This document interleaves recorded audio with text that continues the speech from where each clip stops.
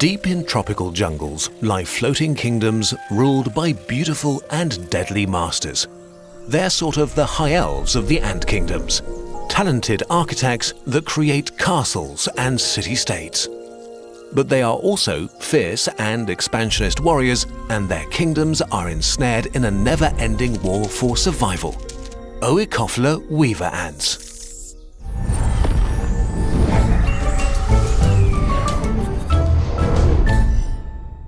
Oecophila weavers walk on long legs, have slender bodies and large eyes, which make them look pretty cute. Although their strong mandibles and the ability to shoot acid also make them pretty good at killing. But more on that later. Their colonies usually have 2 to 3 worker classes that vary dramatically in size. Majors, minors, and sometimes even tiny minim workers. Depending on location and species, they vary in color from dark brown to emerald green. Other than their fancy looks, what makes weavers special is that they're in the kingdom building business.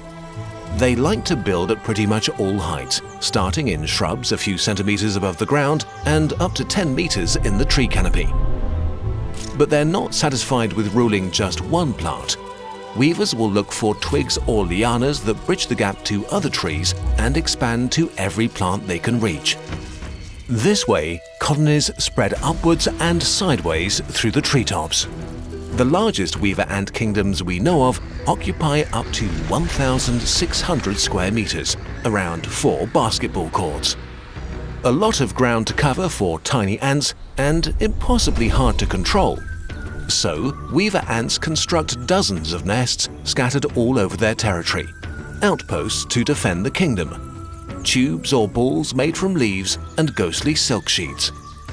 These masterpieces of high ant architecture are created by the weaver majors, the larger worker ants, which are responsible for the more dangerous jobs like fighting, foraging, and nest construction. To start a new nest, a major tries to bend different leaves in her surroundings into a tube. If one of the leaves is flexible enough, more workers will arrive to help. Chains of workers pull the leaf's edges together or reach across gaps and grab distant leaves to add them to the construction. While the bending and pulling is going on, other workers carry larvae from the closest nest to the construction site. Usually, ant larvae spin themselves a cocoon to protect themselves. But the weaver ant larvae give all of their silk to the colony as building material. So when the workers tap the larvae's heads on the leaf, they release their sticky thread like tiny, cute glue guns. This way, the workers sew the bent leaf onto itself so it won't unfold anymore. This creates a central chamber that's used as the basis for up to 300 more leaves that are wound around it. Together, they form little pockets and act as additional rooms for the new outpost. To make it even more cozy, minor workers use the larvae to weave additional floors and chambers. Nests are usually constructed as barracks on the territory's borders or as storage for brood and food supplies.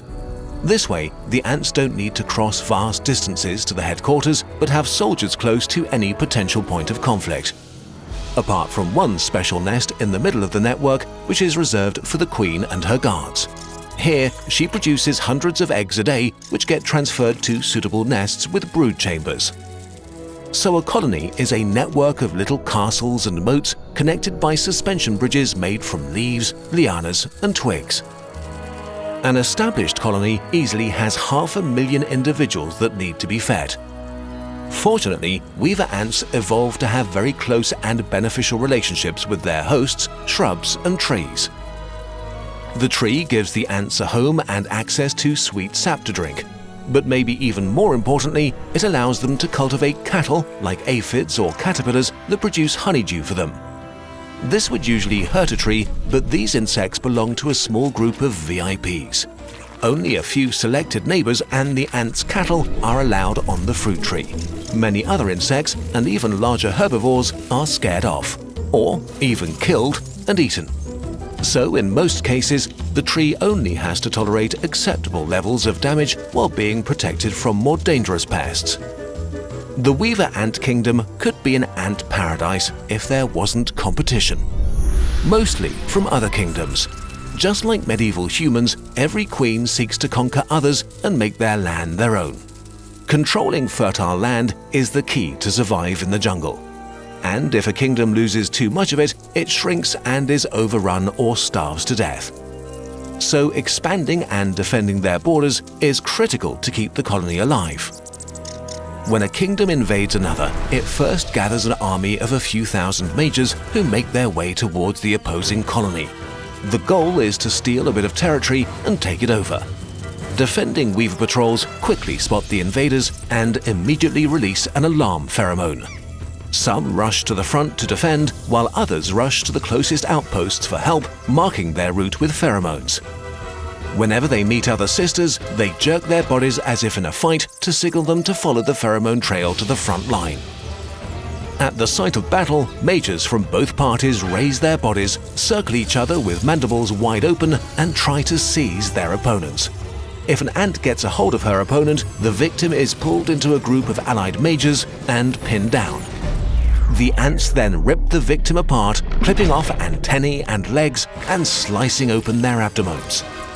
To slow down the advance of the attackers, the defending mages squirt formic acid over the battlefield to chemically burn their targets. This is soon answered in the same way by the attackers. In the chaotic battle, both parties lose countless fighters on the increasingly acidic battlefield. After a few minutes, the backup from the outposts arrive, and the time window for a successful attack slowly closes. This is when the battle turns.